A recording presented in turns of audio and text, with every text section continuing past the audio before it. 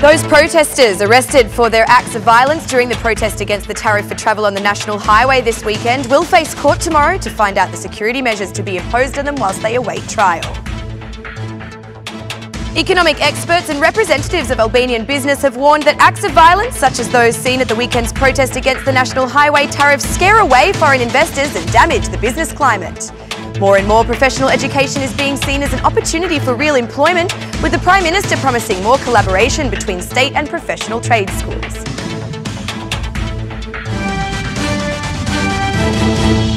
Good evening. It's 6 o'clock on Monday, the 2nd of April 2018. Welcome to the English edition of Aura News.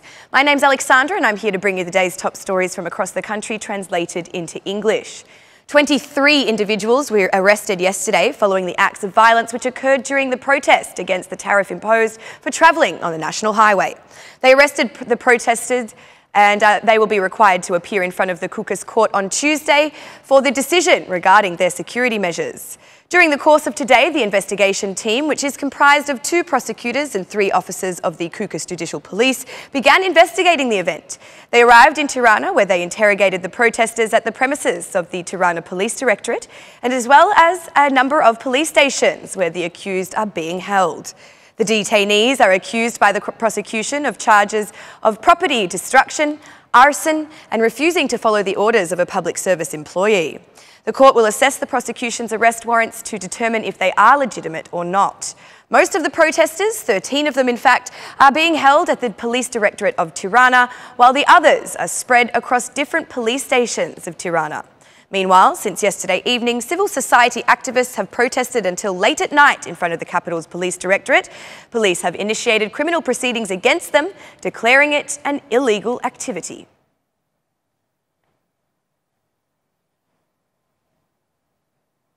Citizens from Kukas gathered again in protest today, this time in front of the Police Directorate of Tirana, with the purpose of seeking the release of their relatives. They called the arrests unfair, adding that they have no intention of leaving Tirana without the release of the detainees. MPs from the Democratic Party also joined the protest. Edmond Spaho said that the support that the DP has provided to them is not trying to politicise the cause. Furthermore, he also invited counterparts from the majority to support the protest of the Kuksians for the release of the arrested. Citizens were provoked by the police and therefore they gave such a reaction. We are here as representatives of the citizens. This is a protest beyond the political spectrum. I also invite members of the majority to join the stance. This tariff affects not only that area, but the entire economy of Albania, declared Edmond Spaho. Meanwhile, in Kukas, 6 councillors have requested from the General Prosecution to initiate criminal proceedings against the prosecutors of Kukas. According to them, the orders given for detention of protesters and accepting these detentions as legitimate are made in violation of the Constitution. Issuance of detention orders without carrying out any verification or investigation constitutes a criminal act aimed at scaring residents of Kukas and intimidating them not to exercise the constitutional right of protest, explained the councillors. The lawsuit was signed by 2 DP councillors, 1 independent, 1 from the National Union Party and 1 of the Bali Kombatar and 1 of the Liberal Democratic Party of Albania. The 23 detained protesters are in Tirana, 12 of them in the Police Directorate, 3 others at Police Station number 1, 4 others at number 2 and a further 4 at number 3. Albanian business sympathises with the company tasked with maintaining the National Highway, opposing the violence exercised at Saturday's protest. The head of the Chamber of Commerce, Nikolin Jaka, said that there are no oligarchs in Albania, but entrepreneurs who have worked hard regardless of the political class. According to him, the protest was the most negative presentation of the business climate in Albania and will have negative effects on foreign investment. We condemn any acts of vandalism that destroy entrepreneurs' property. Entrepreneurs who invest here are not oligarchs, said Nikolin Jaka. Regarding the impact that the tariff will have on trade with Kosovo, the head of the Chamber of Commerce said that they were discussing with the company to lower the tariff for those who frequent this road more often. Discussion space for tax reduction, but only after 6 months of implementation, said Nikolin Jaka. Union of Chambers of Commerce Chair, Ines Muchostepa, said the damage from the protest was around 7 million euros, while the investment made so far amounts to 15 million euros in total. We oppose any act of violence against any entrepreneur, said Ines Muchostepa. Faruk Kaba, who knows the infrastructure of the country very well, said that there are alternatives for the passage of residents of Kukus and that the fee is indispensable at a time when maintenance is estimated to be up to 260 million euros. It is not true that there are no alternative paths for transport, said Faruk Kaba. The payment for crossing the national highway started a few days ago, while the tariff for this road was implemented as the state budget simply cannot afford the maintenance of this highway.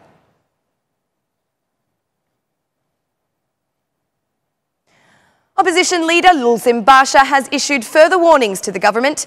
The DP chair was in Shkodra attending the 2nd of April commemoration ceremony for the assassination of 4 martyrs of democracy. He called the Kukus revolt the start of a string of protests that will not stop until Edi Rama and his clique are removed, with the Democrat leader declaring that they have been captured by the oligarchs of crime. This is the month where Edi Rama's mask fell in front of every Albanian. The national highway tax, VAT for small businesses, the increased tax on housing and property, the exclusion of thousands of families from economic aid. These are the last desperate acts of a swindler. After stealing from them, Rama laughs in the faces of his people, mocking them. But I tell him today from Shkodra that what started in Kukus will not stop until the tyranny of crime collapses, exclaimed Lulzim Basha. From the square where Arben Broci, Bujar, Bishanaku, Nazmi Kruezuyu and Besnik Tseka were killed, the leader of the Democratic Party made a commitment regarding the model of governance that his political power will employ moving forward. From this altar of freedom, we promise that we will not forgive anyone who has collaborated with crime, anyone who has stolen from or robbed Albanians. We will free the economy from the oligarchs who steal everything through concessions, PPPs and bargains with politicians, added Lulzim Basha. While Shkodra's mayor, Voltana Ademi, said in her speech that Europe does not support this corrupt government anymore. Europe does not accept this government anymore. It does not accept this Prime Minister. But unfortunately, the consequences of the mismanagement of the country are being suffered by all Albanians every day, said Voltana Ademi. The family members of the martyrs of democracy, who still seek justice even after 27 years, sent their accusations toward who they believe is the true culprit of the murders, Mr. Gramos Ruci, the current parliamentary speaker of Albania. The tributes concluded with a visit to the municipality of Shkodra, where Basha honoured the family members of the 4 martyrs. During a visit to the Independence Professional School in Vlora, Prime Minister Edi Rama said that cooperation with different enterprises or businesses will provide real employment for students who complete professional education. As in the Independence School, which is evaluated as a role model, Rama emphasised that work is being done in other cities to increase the capacities of these schools. The system of cooperation with enterprises, the introduction of enterprises in schools, and the connection of students with the future potential position within the enterprise is the key to the whole change. Now the problem is to increase the capacity here and also in all other cities. There will always be more and more demand because people have started to realise that this field will have real employment. The mayor of Vlora, Dritan Leli, added that many of the school's students were provided with certificates from the municipality for their work, thus establishing a new cooperation between institutions. The Independence Industrial Professional School in Vlora counts about 700 students this school year, twice more than when they started just 4 years ago. The main areas of study include electrotechnics, mechanics, transportation services, information and communication technology, and thermohydraulics. It also offers students the opportunity to develop professional practices in important businesses.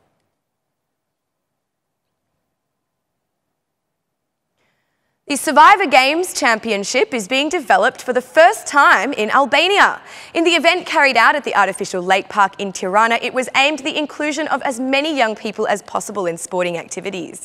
Mayor of Tirana, Erion Veliaj, accompanied by the SP MP, Eduard Shalsi, said the lake park has turned into an alternative for many young people for various social and sports activities.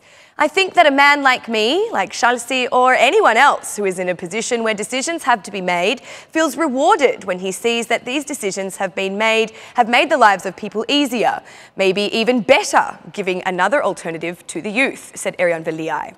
Veliaj also said that unlike the past when the numbers of coffee bars increased, now money is being invested in sports grounds. Referring to the business statistics of the municipality, it was the first time that the numbers of new coffee bars fell and the number of gyms, libraries, playgrounds and sports grounds increased. So it depends on us to become European, said Erion Veliai. Meanwhile, SP MP Eduard Schalzi stressed that the capital is a role model city that should be followed by others throughout Albania. The socialist chose to plant some new trees as well, joining the initiative of the municipality of Tirana for greening up the city.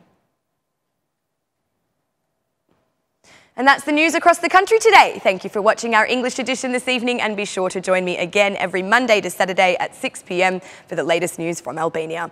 Once again, on behalf of Aura News, thank you and good night.